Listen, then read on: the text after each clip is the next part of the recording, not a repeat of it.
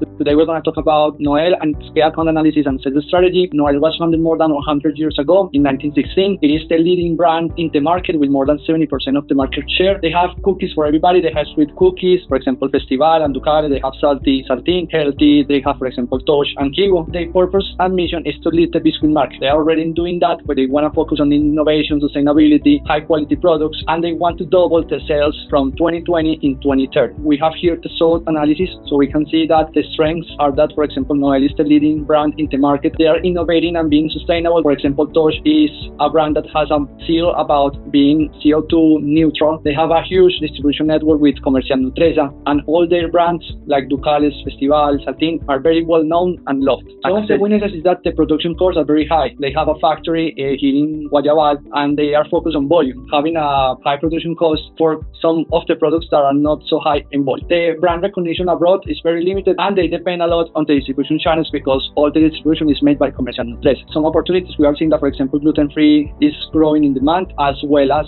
more healthy products. They can expand into new markets, and they are already doing so, like, for example, in Central America and Puerto Rico and Ecuador, and they can have some partnerships and collaborations. Being part of Grupo Nutresa and Threads, we are seeing that many companies are entering the market. For example, Monteles with Milka, or for example, Nestlé, Ujon, Saltinas. The customer is also changing preferences. There are new regulations, so people are paying more attention now to labels about fat, sugar, and the ingredients are increasing cost. We are seeing that with, for example, chocolate. It's really expensive right now. Continuing with the pestle, we can see that in the political part, the government regulations are affecting. We are seeing that, for example, with the labels. There are also new taxes included. Right now, Colombia is a country with a high political instability, and some of the political alliances made abroad are being disrupted. In the economical part, we are seeing that the inflation is really high. That makes the ingredients really expensive. Also, we are seeing that the costs are increasing and the market trends are changing. In the social part, as I said before, the customer is changing preferences. Right now, they are asking for more sustainability and better ingredients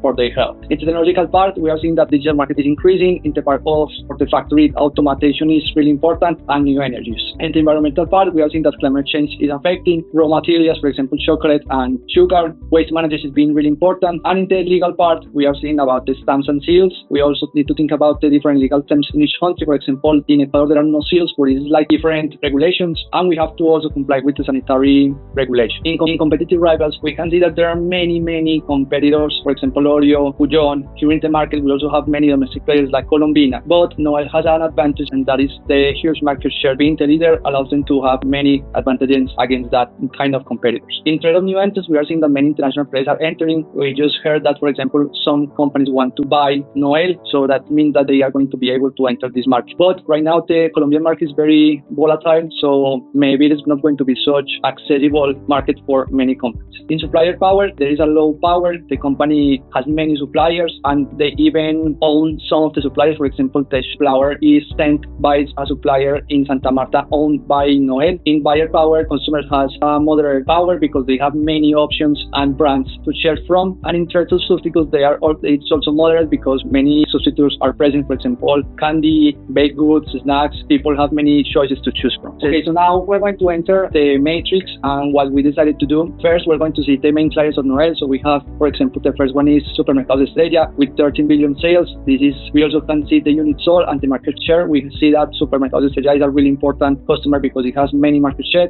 Then Superoliste Second Watt with 7 million in sales. Then Concedus, Olcor. In order to categorize these clients, we decided to have some of attributes and weights. So we can see that the first one is total sales, then units sold, frequency, and market share. So we can have like a very clear view of the customer. We have here Supermercados Estrella and Superoli. We see that Supermercados Estrella has a theme because it is really important, has a huge sales, many units sold, frequency, and market share. And Superoli has a huge frequency, but for example, market share is really low. Continuing with Concedus and Colcor, we see that the numbers are decreasing, or in this case, for example, Concedus has a huge frequency, but the sales are not that high.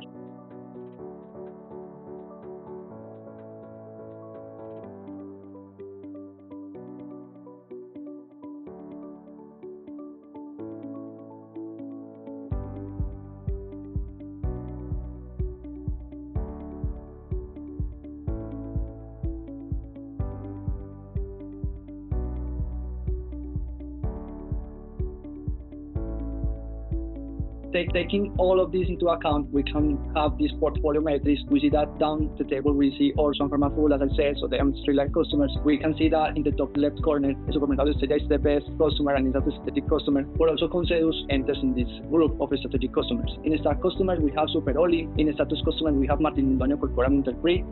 When it comes to key account analysis, we decided to pick two main elements. So the first one is Supermercados Estrella. It's a leading retail company in Colombia. It offers a diverse range of products to hypermarkets, supermarkets, and convenience stores. It also operates brands like Estrella Express, Carul, Sorticos, and Superprice Co. It is focused on high-quality products and the highest customer service. Supermercados Estrella currently holds a market share of 40% on the retail section. It holds a strong national presence and a clearly good infrastructure when it comes to online services.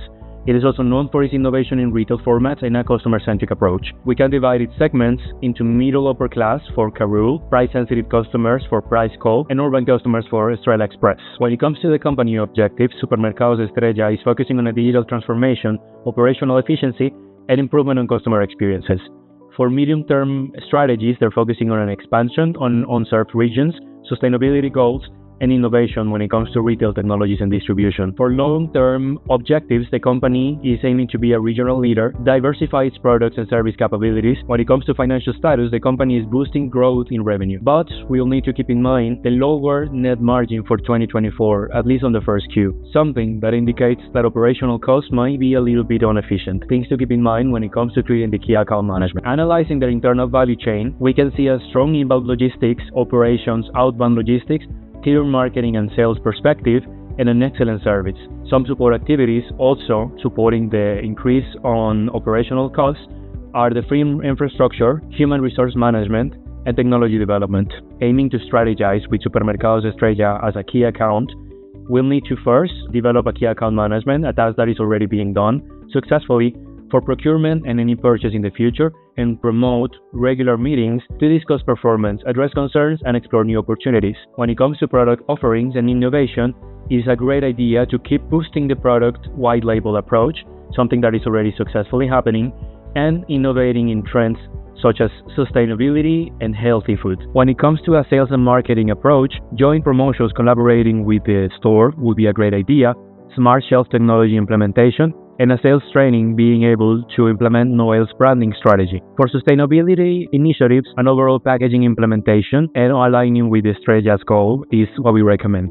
Another key account that we selected that is not as big as Supermercados Estrella but is very promising according to data is Concedus. Concedus was founded in 1961 by host Paul Monkerna with a single supermarket in Tumaco, Chile. It has expanded through Latin America very efficiently. Some key milestones include acquiring one supermarket in Peru, Johnson department stores, and Carrefour operations in Colombia. The brand was rebranded as Jumbi recently, and Concedus is expanding to North America by acquiring the fresh market in the US.